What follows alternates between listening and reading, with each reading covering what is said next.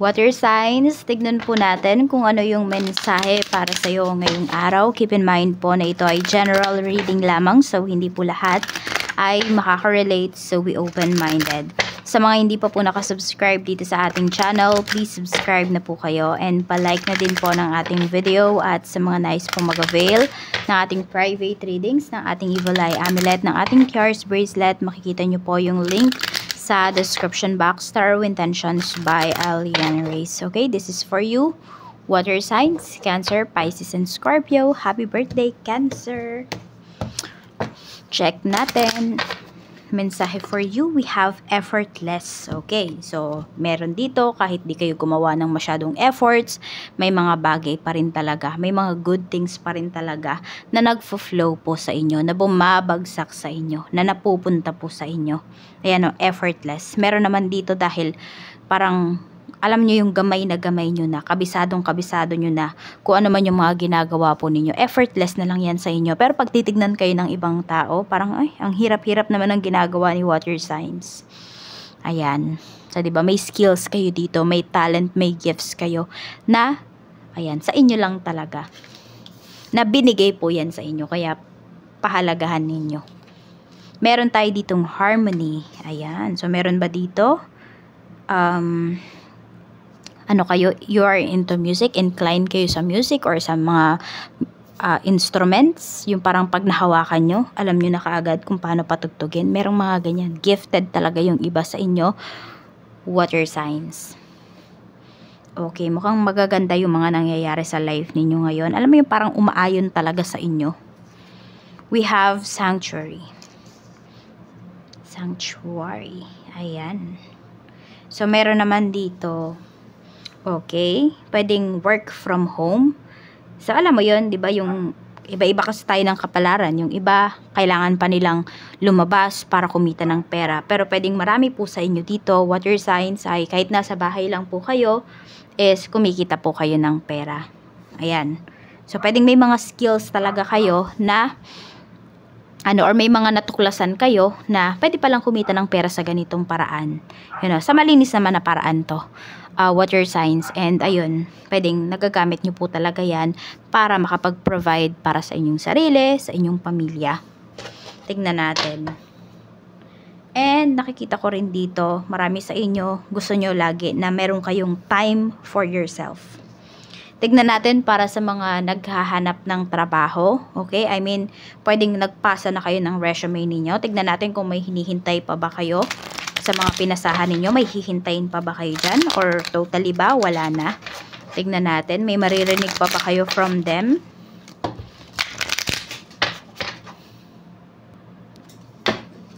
Meron ka pa bang aasahan dyan sa mga in-applyan mo?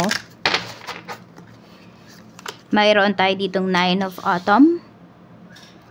Meron tayo ditong Prince of Autumn. At mayroon tayo ditong The Lovers. Okay. Mayroon po. Mayroon kayong marireceive na message, call, or email mula sa kanila. Okay. Makakarinig kayo. You will hear something from them. Okay. So, may aasahan ka po dito.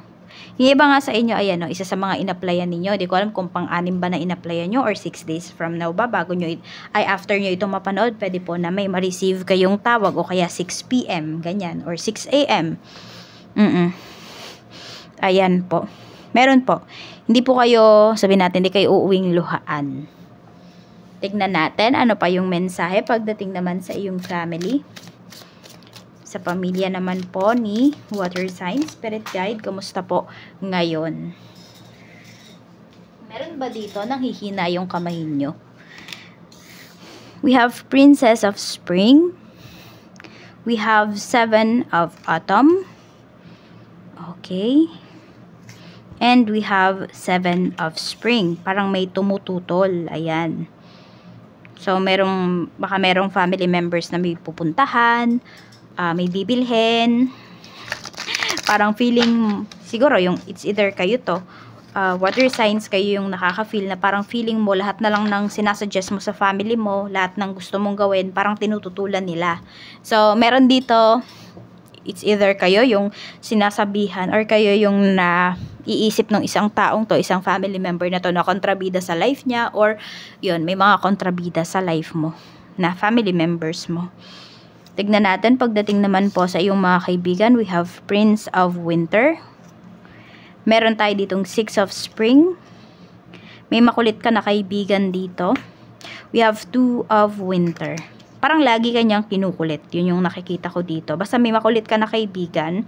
Tapos, parang kahit ano yung ipayo mo sa kanya, hindi niya sinusunod. Pero hingi pa rin siya ng hingi ng payo sa'yo. Alam mo kasi, pwedeng hindi naman niya kailangan ng magpapayo sa kanya. Yes, nanghihingi siya sa'yo ng payo, pero actually, hindi naman payo yung kailangan niya. Nakikita ko dito, kailangan lang niya na makikinig sa kanya. So, the next time na mag-message, tatawag sa'yo, or makipagkita man sa'yo yung friend mo na to, makinig ka na lang sa mga sasabihin niya. Huwag ka nang magpayo kasi sayang lang. Tignan natin, ano pa yung mensahe. Okay, yung iba naman po sa inyo, maaring nawalan, medyo matagal din kayo nawalan ng communication itong friend mo. Check natin ano pa yung mensahe pagdating naman po sa iyong sana tayo sa love life, sa mga single. We have King of Spring. So marami po sa inyo dito, yes, maraming single, pero marami pong nagkakagusto sa inyo. Yung iba lang, pwedeng hindi pa kasi kayo ready, or merong pa kayong ibang tinitignan dito, water signs. Parang kung ito yung nasa harap mo, nakatalikod ka, or nakatingin ka sa gilid mo, ibig sabihin, hindi ka interested dun sa mga tao na lumalapit sa'yo, or sa mga tao na nagko-confess sa'yo ng feelings. Sa mga in a relationship naman po, sa mga married, we have Queen of Summer. So, nandun yung pag-intindi, nandun yung pakikinig sa person, napaka-importante po niyan, yung naririnig ba ninyo yung isa't isa. Yung pinapakinggan ninyo yung isa't isa. And pinapakita rin po dito na yan, ngayong araw, sobrang alaga mo or sobrang alaga ng person mo sa'yo. Very comforting yung kanyang energy. Yung tipong kahit magkayakap lang kayo, magkatabi lang kayo, sobrang relax po ng iyong energy. Yan yung nafe-feel mo. Or pwedeng yan yung nafe-feel ng person mo towards you. Sa mga single mom, single dad, byuda-byudo, we have strength. Ayan po. So, meron naman dito, pwedeng yung about sa relationship, hindi nyo pa naiisip sa ngayon. Kasi gusto nyo muna maging matatag kayo. Or nagpapakatatag muna yung iba sa inyo. You know, you are learning to survive. Ayan po, kasi pwedeng, syempre may binubuhay na kayo ng mga anak. At meron kayong mag-isang binubuhay ng mga anak. Ano po, mag-isa na lang kayo. Kaya ayan. Parang doon ka muna nagfo-focus sa strength mo. Sa mga bagay na, ano pa ba yung kaya mong gawin para sa iyong mga anak. Tignan natin ano pa yung mensahe pagdating naman po sa kaperahan. Okay, we have life experience. Okay, so may mga beliefs ba kayo dito na hindi na, mga paniniwala po ninyo pagdating sa pera na hindi na umuubra po sa inyo, hindi na siya nagmamatter sa life ninyo. Ayan. Tignan natin. We have the wheel. Pero maganda naman yung kaperahan nyo dito. Ayan, parang may dagsa ng pera na paparating. Tignan mo, may waterfall, diba? Alam mo yun, parang tuloy-tuloy. May tuloy-tuloy dito na pagdating ng pera po para sa inyo. Ayan, so parang kung ano man yung mga investments ninyo, kung may business man po kayo, maybe this is the time para this is the time na mag-harvest na po talaga kayo ng tuloy-tuloy. Na masasabi mo na sulit. Kasi hindi ka sumuko. Ace of Spring. Ayan, meron din naman dito. Okay, so pwedeng meron kayong pagkakagastusan kasi alam mo to parang gustong-gusto nyo to, matagal nyo na to. Matagal nyo na tong hinihintay. Parang ngayon lang ibibigay po sa inyo. So ito talaga, na-feel ko talaga water signs na this is the perfect time para sa inyo. Kung pagpunta man to ng ibang bansa, paglipat man to ng career, magbibigay po talaga to sa inyo ng freedom. Ayan, ng financial freedom. Tignan natin ano pa yung mensahe pagdating naman po sa iyong trabaho. Sa trabaho, we have 9 of Winter. Okay, so stress yung iba sa inyo. We have 8 of Autumn. So parang kahit puyat yata yung iba sa inyo ngayon pagdating sa trabaho. Ayan. Or pwedeng binago yung schedule po ninyo. So, medyo parang may naiirita ngayon. 3 of Spring. Ayan. Okay. So, parang hinabaan yata yung office hours ninyo. Yung ganyan, yung working hours. Yun yung pinapakita kasi dito. So, parang nafa-frustrate yung iba sa inyo. Pero kasi parang panandalian lang naman to. Hindi naman to forever. O, kaya lang, pwedeng medyo matagal-tagal. Matagal-tagal din. 3 to 9 weeks yung itatagal nung parang bagong schedule po ninyo. So, ayan, unti-unti rin naman masasanay po kayo. Sa negosyo naman, tignan natin sa mga gustong mag-start ng business. We have Princess of Winter. So, medyo madami pa kayong kailangang i-consider bago kayo magsimula. Maging realistic daw kayo sa approach ninyo pagdating sa inyong gagawing business. Okay? I mean, siguro dun sa return of investments, dun kayo maging realistic. Kasi pwedeng yung iba sa inyo, parang ito yung sinasabi nyo. Ito yung pinapakita sa inyo na in 3 months mababawi nyo na. Depende rin naman kasi talaga sa laki ng puhunan.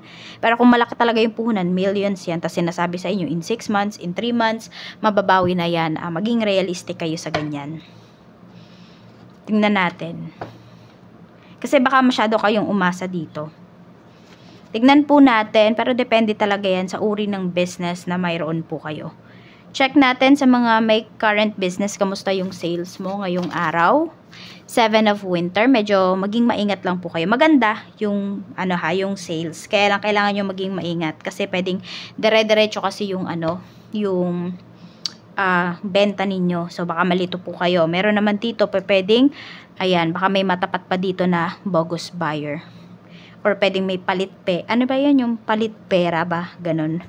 Mag-iingat po kayo dito. So, tignan pa natin ano pa yung mensahe para sa'yo. Mensahe pa po natin for water signs, Cancer, Pisces, and Scorpio. We have love life, free from problems and money troubles. Enjoy the passion of love, loved and be loved, sabi dito.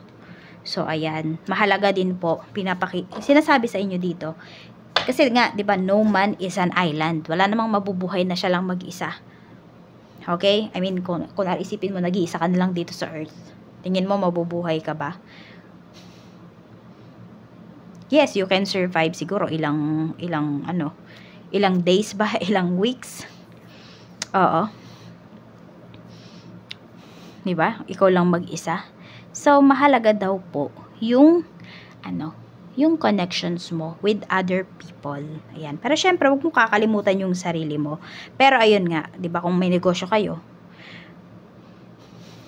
kailangan ayan po, yung mga staffs ninyo, yung mga supplier ninyo, alagaan po ninyo. So, alagaan nyo po piliin nyo pala yung mga tao na magkakaroon kayo ng connection, yung dapat may nabe-benefit kayo sa isa't isa. Okay?